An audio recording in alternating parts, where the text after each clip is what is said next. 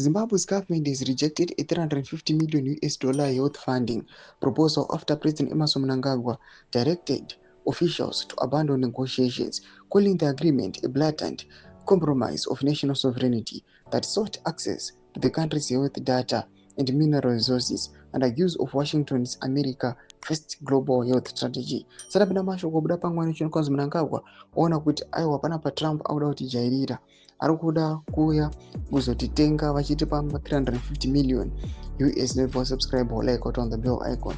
Tibina in brief which is the memorandum of understanding promoted by Washington is the future framework of US youth support under its America First Global Youth Strategy was rejected on multiple fronts, according to a confidential government letter dated December 23, 2025.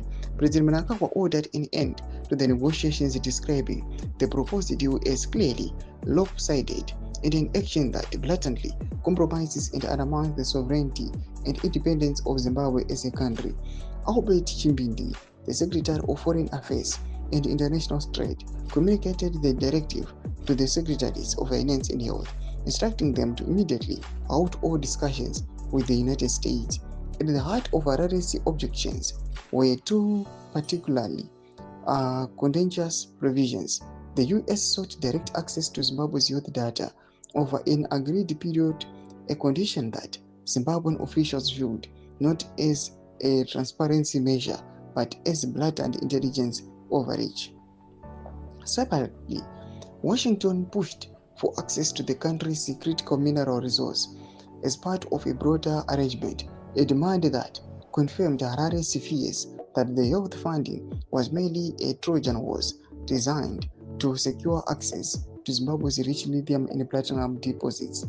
Social media and political commentator Derek Goto noted that such bundling of aid with strategic concerns raises fundamental questions about the nature of the development partnerships. When financial assistance is bundled with strategic concessions, it ceases to be purely developmental and begins to resemble leverage, Koto said.